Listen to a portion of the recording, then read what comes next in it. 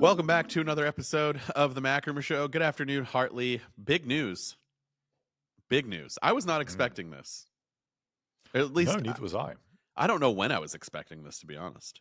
iOS 18.2 dropped in beta form. So let's just preface all of our discussion right now by saying this is a beta, and that should speak for itself. But iOS 18.2 dropped, and what was significant about that is next week we'll have iOS 18.1 to the public, and that'll give you the initial Apple Intelligence features that I've been using in beta form for like 2 months now, a month, a while, a good amount of time.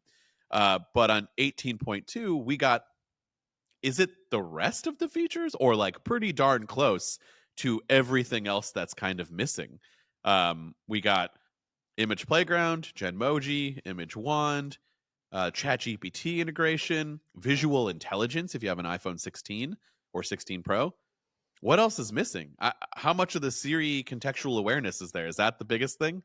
Well, I would argue that we're still missing the big things. I think what are we've the got other big things? I think we're missing the things that actually make Apple Intelligence interesting, which is the personalized contextual awareness that you are supposed to get with Siri, and on-screen awareness as well, and the ability to tie all this stuff together. Because right now, what we effectively have are all these little tools. So we've got writing tools and Genmoji, all these little features that we've heard about for a while, visual intelligence being quite an interesting one that I've been trying out over the past 12 hours or so. So we're getting there, but there's still probably 2 more updates to come, iOS 18.3 and iOS 18.4, that should fill the rest of Apple Intelligence out in terms of what was originally unveiled at WWDC this year. So, yeah, I mentioned that the Siri stuff is probably missing. I didn't even know how to like check for that yesterday because I'm like, well, what do I ask it to make it like contextually aware? I asked it when was my next dentist appointment, which I think you could probably do. I would never ask that for some reason, but that's like a very common thing. And it brought it up, but then I was like, oh wait, that could probably do that already because it's just reading your calendar, right? So then you have to like, what would be good things to test that for to like know the contextual, like, you know, in the keynote, it was like, when's my mom's flight coming in or something like that, right? And then they would follow up questions from that. I got to think of something so that when it does come, or like whenever a new beta drops, I can immediately try to test this out because we don't usually get a list of things that are dropping in these betas. We kind of just have to go and find them for ourselves, which is fun and infuriating. I don't know. Have you had a chance to test it out? Oh, wait, you can't, right? Because it's US only, or can you try some of these? Well, there's 2 answers to that question, which is previously, yes, I could, because I just set my device to US English.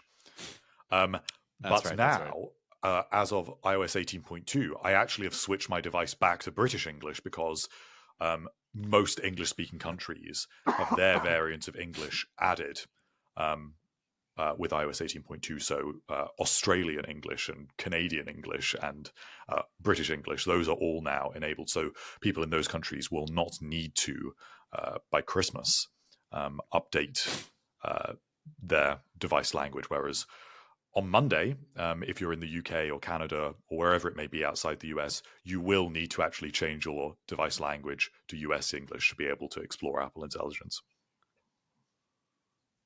So that's good to know. See, as someone who is in the US, I don't often think about those things because it came and dropped for us.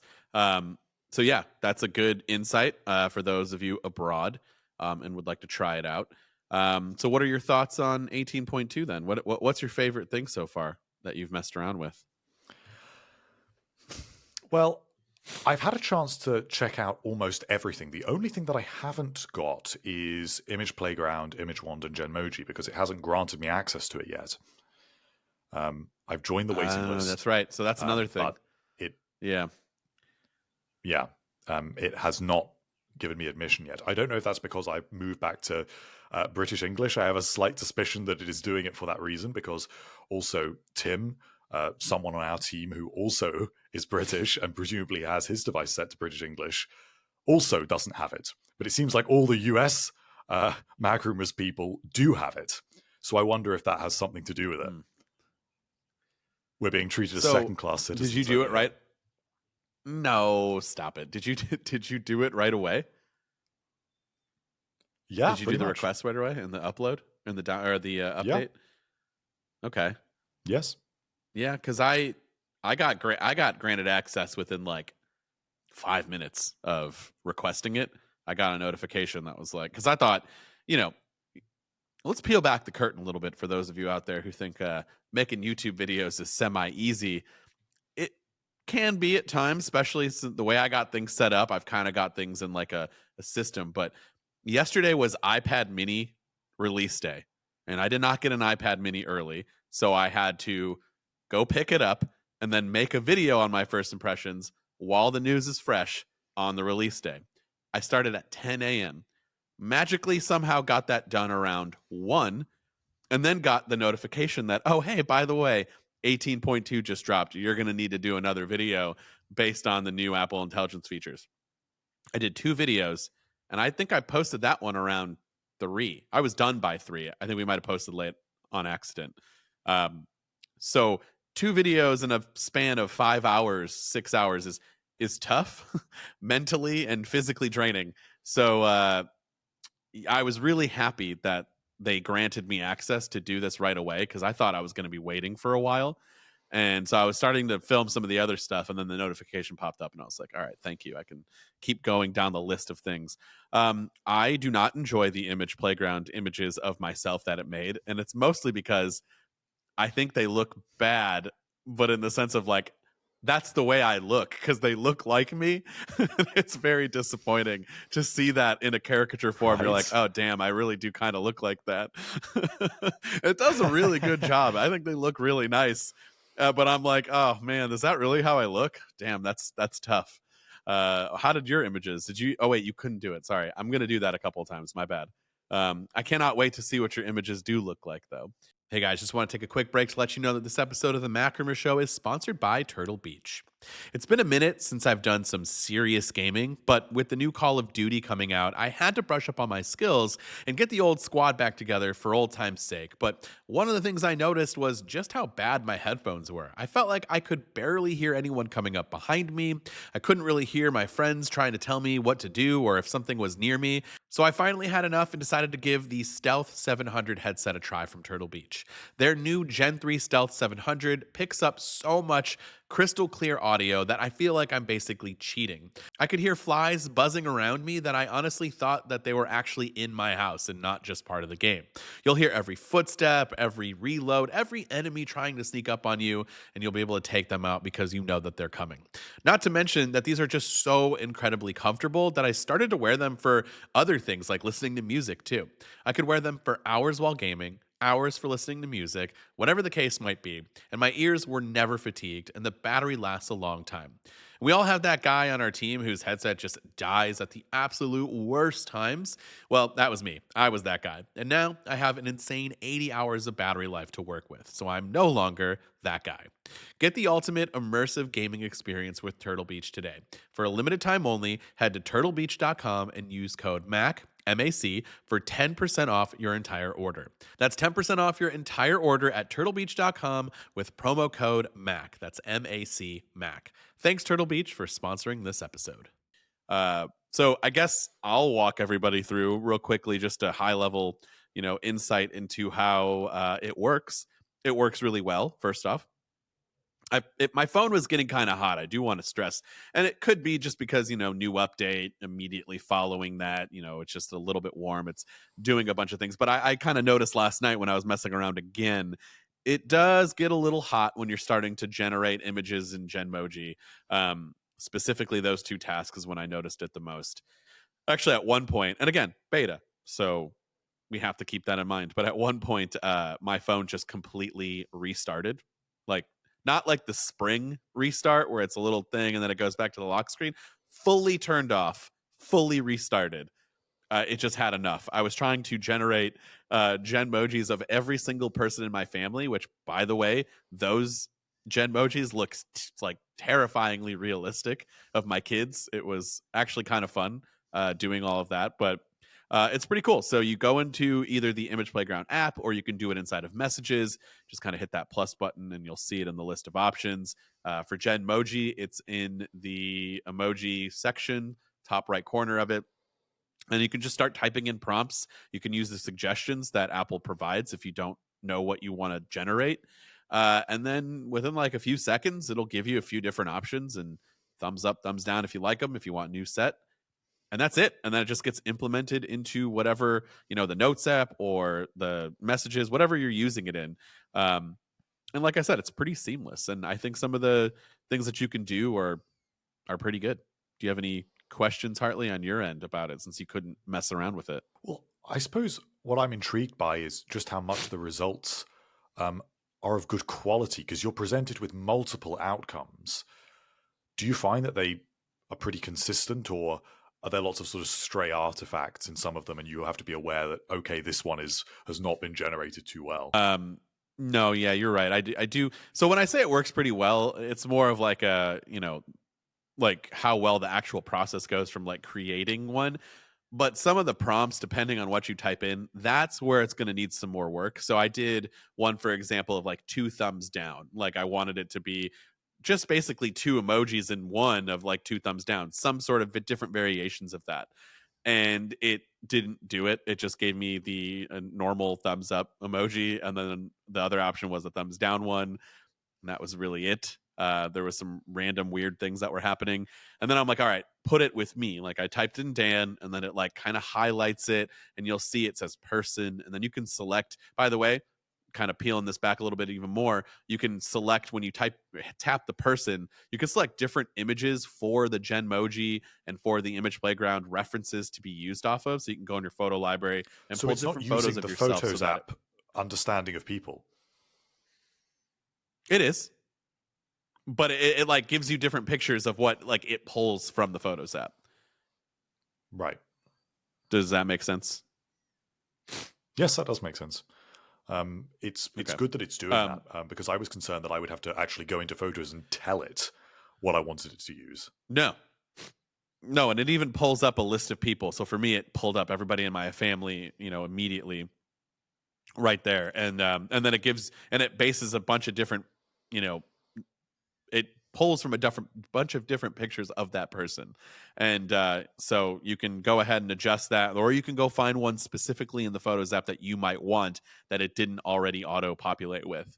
So then once you do that, I typed in Dan with 2 thumbs down, and that it did a pretty good job of. There were a couple of bad ones, but eventually in that set that it gives you like 3 or 4, there was one that had me given, the thumbs down. And yeah, I mean, it's kind of hit or miss with the prompts, but overall, as a whole, especially in the first beta of it, I think it's working pretty well. Do I stand by my thing last week where I said this was going to be like a major feature that everybody's going to use? I don't know. I'm not saying no, and I'm not saying, oh, okay, I still stand behind it 100%. I can see kids and younger people still thinking that this is like really cool. I had a lot of fun with it. Am I going to use it all the time? I don't know. It was fun and fresh and exciting because it just happened to be new at the time. So talk to me next week and ask me how many Genmojis I've created. I guess once you've created 1 or 2 that you may want for specific instances, you may continue to use them, but I think that the chances of actually using Genmoji in terms of creating a new emoji on a weekly basis even are probably quite unlikely. Yeah. I mean, you're right. I don't think you're going to be making a whole bunch on a daily or weekly basis. But the good news is when you find ones that you do like, they automatically get added to your library. So you just can go and choose from those. And also, I did some research, aka I sent some to a person that I know that has an Android phone, and I asked him to send me a screenshot of what this looks like back to me because I was very curious of what Image Playground images and what Genmojis look like, and they look exactly the same. So cool. Kudos to Apple for making that work across different platforms. I don't know if that was maybe because of RCS pulling some of the legwork, because this person did have RCS on. So I guess I can try again with an SMS conversation, but at least in RCS, it looked exactly the same. And the guy also said that it was terrifying for the images that I sent him of myself driving a car or riding a skateboard, which I don't disagree with him. It was pretty uncanny. So, yeah, that's the generative image portion of iOS 18.2. Hartley's got nothing. Okay. Hartley's got nothing. Hartley's got nothing. Yeah, I mean, it's not a part of the update that intrigues me, and I don't want to be too much of a downer on the rest of it, because I was not. People have been calling you out for being a downer lately. I know. I can't help it, and this is not going to help because I have not been that impressed with the ChatGPT integration. And okay, the so updates that's to something Siri. that you have tried. So let's enough talking from my end. Let's hear you. People want to hear you more, anyways. Let's hear what you got to say about those things. So now ChatGPT is integrated directly in Siri. You can initially you will be prompted when a request is going to get fed to ChatGPT, but you can in settings turn this off so that you don't get prompted every time, which I have done. You can also sign into a ChatGPT account if you have one, and this means that you can use the more advanced models more regularly. And this all sounds good. And it's better that it's there, definitely. But I think what has sort of surprised me about it is it's just easier to use ChatGPT itself than go through Siri. Well, yeah, I mean, if you know that you want to use ChatGPT in the first place, then yeah, just go right to it. But the point of it is so that if you ask something to Siri that you know off the top of your head that you're thinking of, or you want it to do something and it can't, then it conveniently does ask ChatGPT for you. I think that's like the major portion of that whole part, right? Or am I off base there? Yes. I just don't know if I love the way that it's been implemented. So I don't love the way that it will provide the response and then say, that's from ChatGPT.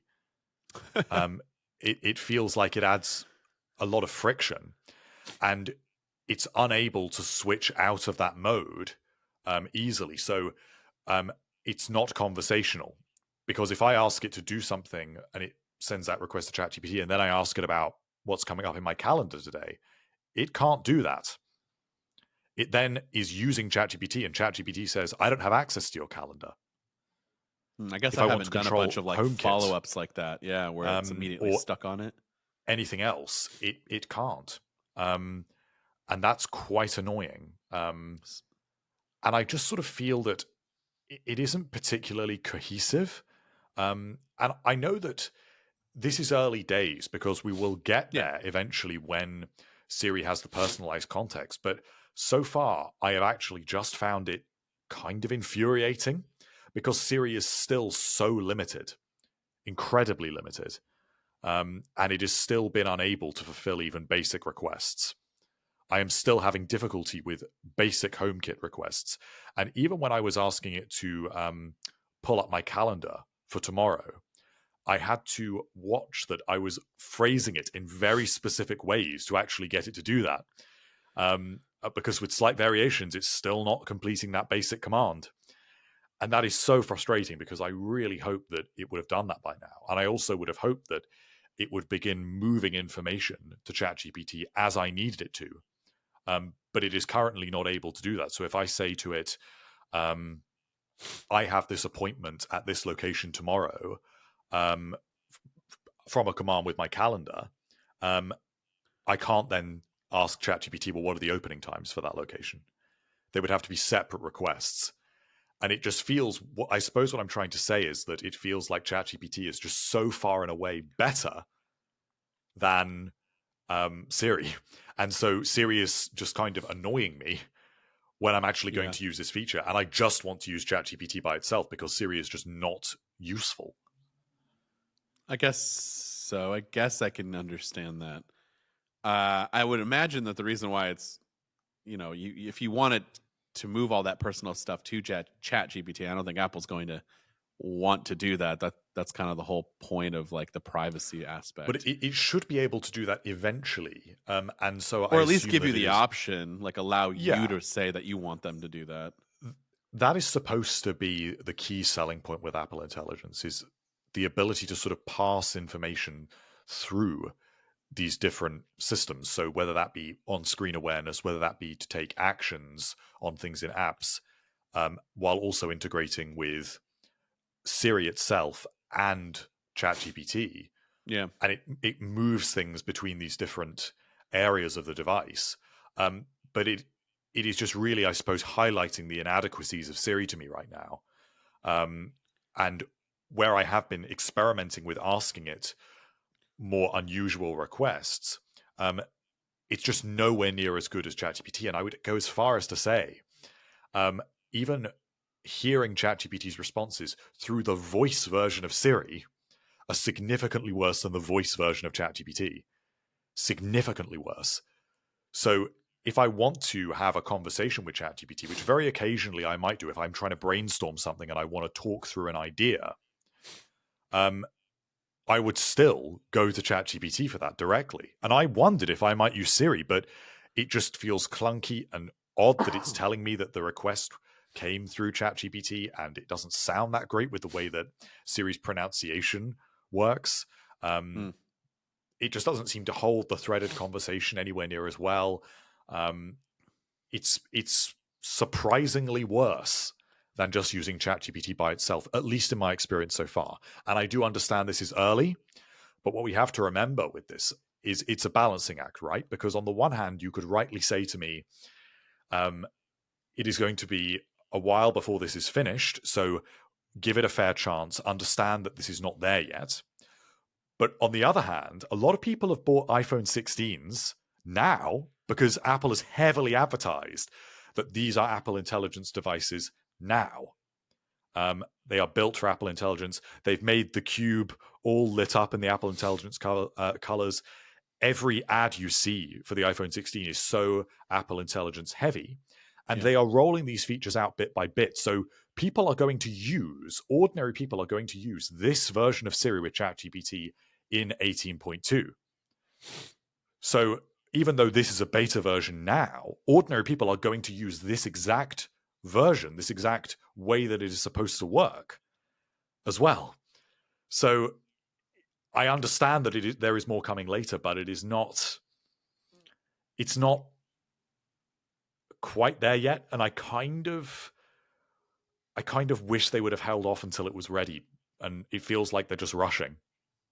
Well, and I know you know this, to be fair, I think the other features that will be coming out next week are pretty good and they're ready. But the 18.2 one, that is still a beta. And how long did it take for the 18.1 features to roll out? When did that officially get released? Was that September? Maybe about 2 months. Yeah, so it's been a couple of months. I think this is going to be, I would feel like this would be a little longer, right? I think this might take a little bit more time. And even if it does, that's fine and understandable. I suppose what I just find a little bit disappointing is that these features and this new version of Siri, the way that it is being broken down and released slowly, I don't think is great for the image of Apple Intelligence, because on Monday, there are going to be people with iPhone 15 Pros that are going to think, oh, I've got Apple Intelligence now. I've got the new version of Siri. Look, it lights up in the new way. And they are going to find that they actually have the exact same version of Siri that they've always had. Mm-hmm. And that is misleading. And then they are going to think, this isn't great. What is the fuss here? It does light up in that cool new way, though. Yeah, and that's it. Pretty much. Actually, the only other Siri feature that you get in iOS 18.1 is that you can ask questions about Apple devices, which is quite cool because it's leveraging all of the Apple support documents. But I just don't know if releasing things in this way, particularly with Siri, it really makes a lot of sense because it's not really clear what it can and can't do. I mean, even you and I at the start of this conversation were not entirely clear on how we can test its current capabilities. And if we in the tech community are confused about that, how is an ordinary user going to feel? They are just going to feel like, so I bought this new iPhone 16 and now Siri is glowy and different, but it's the same. Yeah, there needs to be Oh, like a full breakdown from Apple of like, here's everything new from Siri. I would make that video right now for everybody if I knew what was new in Siri. Because, like you said, I'm only going off of the things that they showed us at the event. And I didn't even get the briefing for Siri. I got briefings for everything else. What would have been the most useful thing would have been to hear more information about Siri. And I don't even know how much more new things they even really talked about aside from what was at the event. And this was back at WWDC. So it's been months. Um, yeah, I mean, I'm remaining optimistic because I do really like some of these features. And I do think they work well, and I think somebody's going to find these incredibly useful. I think ChatGPT integrated into notes where you can type in prompts and stuff is super useful. Having that baked into these documents and or these editors and being able to have ChatGPT at your disposal without having to go into the app or the website, I think that's pretty helpful. The on-screen thing, I tested that yesterday. Where I said, "What am I looking at?" and it gave me went to ChatGPT and it gave me a full breakdown of what did I have up? Some random a pop socket. There was like another company that makes something similar, and it gave me like a full breakdown of the company and what they make. I would not. I don't care, but I mean that could be useful for something else. You're looking at something on screen, maybe I don't know, an image of something that you're like, what is that? I don't know what that car is or something. Maybe ChatGPT can help you out. There could be some really helpful things there where you don't have to really move, your fingers, so to speak, to go to another app or service and have to Google something. So I do have one question. If Apple was so in love with this idea and everybody was moving into the AI space and we saw companies and Apple was like, all right, we're going to do the same thing. And it's been a while. Are you surprised that they just didn't buy one of these companies like ChatGPT? I mean, they probably could have just purchased them and have had full control over this. No? Or was it too far gone because it was too many people in the public that have had it this? it it was probably too far gone at that time. I mean, Apple could have made a lot of very interesting acquisitions over the years. It could have acquired Tesla years ago, very inexpensively comparatively, and then it could have operated it just like how it operates Beats, or it could have absorbed it and offered its own version of the Apple Car and not had any of the issues that it has subsequently encountered with that project leading up to its cancellation. So I think Apple is reluctant to acquire bigger companies, and it's pretty clear that Apple is behind with AI. I mean, we heard over the weekend that internally, Yeah. supposedly, Apple's executives see Apple as 2 years behind the likes of Google, OpenAI, and Meta with AI technology. Yeah. So it's not really too surprising. I just find the rollout of Apple. I think what it is. I find all of Apple Intelligence to be underwhelming, and not because I don't want these features, but because there is something about the way that this has all been marketed and rolled out that feels incredibly rushed. And actually, if we're being really honest, not particularly life changing. So it will be I don't think later. any. Yeah, if it and it's only just Siri, really. That's going to be the thing that could potentially be life changing. I don't think any of these other featers are But let's life say changing. that the ability to take action across apps and understand contextual awareness is not available until iOS 18.4. That might be April, maybe. Yeah, Um, by then, we're well on the way to iPhone 17, and iOS 19 will be unveiled at WWDC next year. So I find the whole way that the iPhone 16 lineup has been marketed for Apple Intelligence, I find the way that, as I say, the new version of Siri, as of Monday, it's going to look different, it's going to feel flashy and new, but functionally, it is not different. I right. find all of this quite disingenuous, and I think that a lot of it is marketing spiel, but the reality is what you have on Monday is writing tools. No, no, do not undermine what I think is truly a life-changing feature. And that, Notification summaries? yes, that is the most life-changing feature in my opinion. I They don't know that they I are could go back without it. they are really good, but they are Sometimes really it's annoying. simple. Sometimes it's annoying because what it does. Have you noticed this, by the way? And then you can go back on your rant on hating my favorite Yeah. feature. what I One of the things I've noticed that does bother me is if you don't check like a group chat for a while, or I feel like it even does this even if you've read something.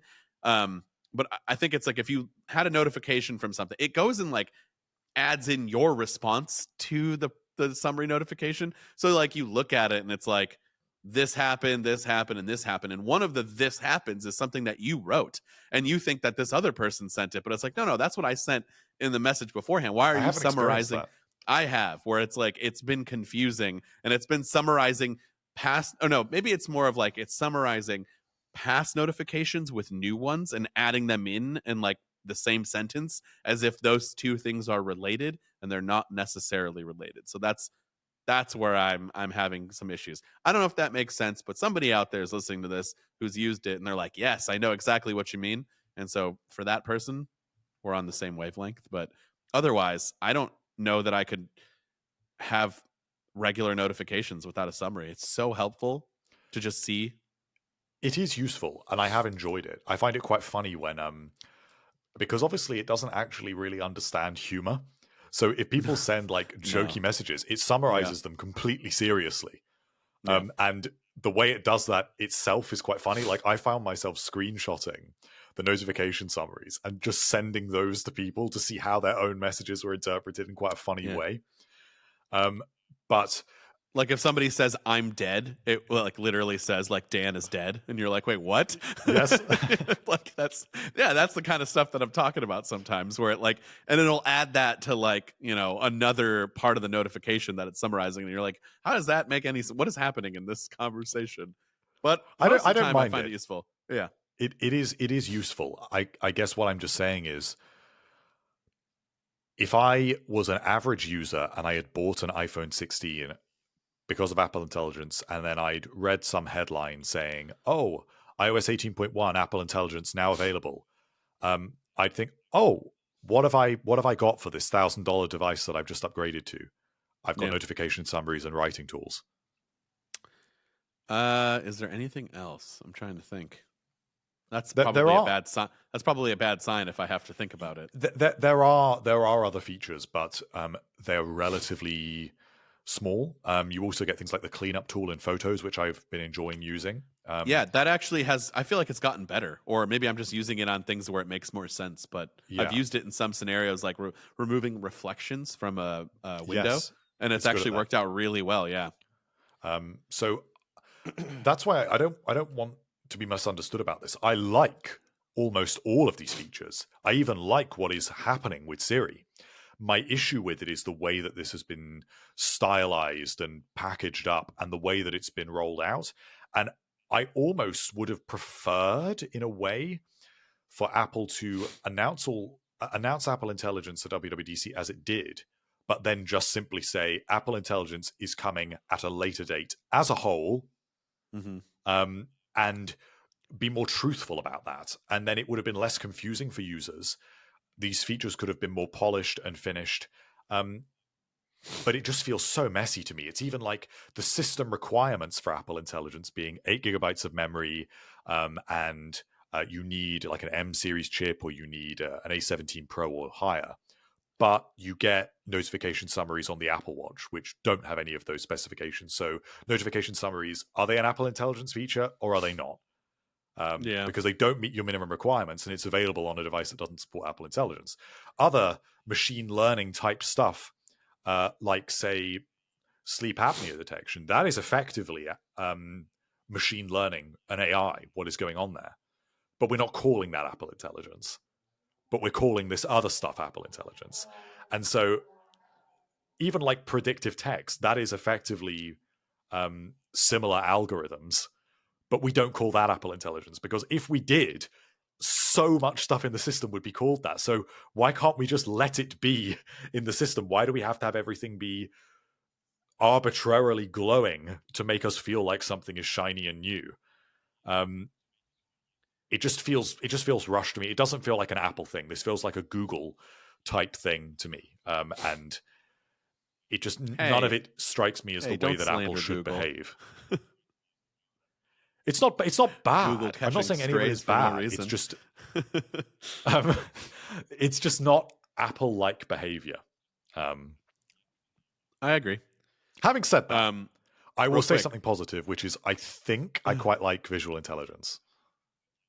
I was just about to ask you real quick, what do you think about visual intelligence? I don't know that I like it because what I tried didn't work out very well, but like if the things that they showcased at the event, or when they announced that feature, that seems useful and it is easy enough to get to it. So I think it'll be fine. But like, I just went outside and took a picture of a very famous building that's right outside of my window, and it just gave me Google image searches of that building. Like it recognized it, but it didn't tell me what it was. It was just like a reverse image search, basically. And then I asked ChatGPT. At the time, I didn't have that turned on, so I'll have to try again. But like, I wanted to see like a card style, where it's like the building is a location that people go to for a tourist attraction. So like, pull it up in maps and give me that kind of info. And it didn't do any of that. So I'm a little confused. I need to test it more. I was just trying to get the video out, so I wanted to just get it tested at least once. But we'll have to do some more on it. But yeah, it definitely needs to be able to do more. But occasionally, where I've been trying it today, it has worked quite well. So, for example, I took a picture of a letter I received on a physical piece of paper, and it provided me with options such as, do I want to call the number on the letter? Do I want to email the email address? It also offered a summary of the entire letter, and it also offered to read the letter to me. That is all quite useful. Where I think it could be more useful is actually taking action based on that. So if I want it to read the summary aloud to me and then lets me make it the audio louder, I can't.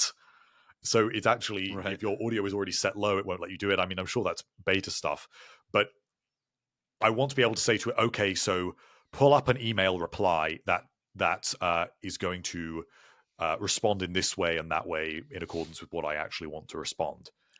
It can't do like being that. able to send it that can literally summary just say, would be nice. Here is the email address. Yeah.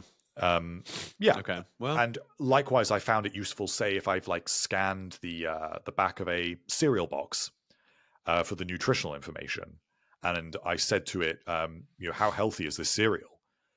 It is able to actually provide a succinct answer to that. That stuff is quite cool. I quite like that. Yeah. I just want it to. What I'd like, for example, say with that cereal is for me to say, okay, I've had a serving of this cereal, import that information, that nutritional information into Apple Health for me. That's the kind of thing it just can't do yet. Well, eventually it probably will. And will it ever do that? But you think so? It should when it can take action across different apps.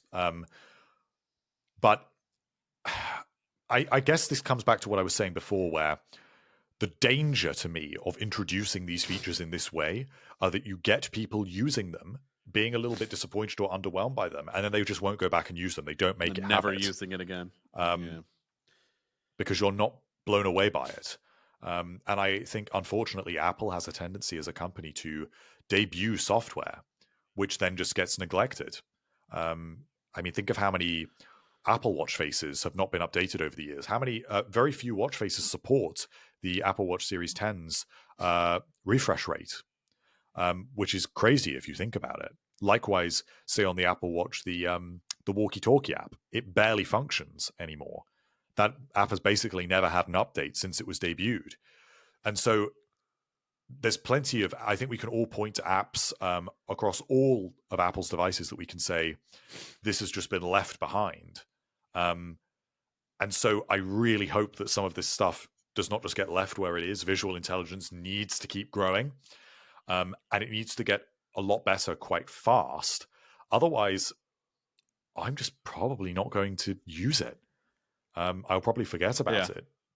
And I think a lot of people work in the same way. I think especially ordinary users, like if I show maybe some of my friends or my family who are not as into tech as I am, a new feature or something they didn't know, unless that feature blows them away in that second, unless it's really easy to use and it works really well, they won't go back to it.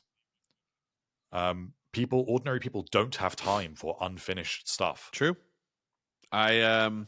I feel like sometimes I fall into that too, where it's like, this doesn't work the way I want it to, or wasn't that cool. I try it once and then you just don't try it again. And I think I'm an ordinary person, but I guess when it comes to tech stuff, we're probably not considered that. So if I'm having a hard time, I can't imagine, my brother who likes tech stuff, but he doesn't follow it or care as much as most people. So even he will find some features that like I feel like he should know and he just doesn't. And it's like, how did I not know you can do all of these things? And it's like, well, you just kind of have to look for it, which is true for some things, but you shouldn't have to. And Apple should do a better job of marketing some of these really cool features, and not just the ones that have the glowing effect around it that are not finished yet. We need to work on that one still a little bit more.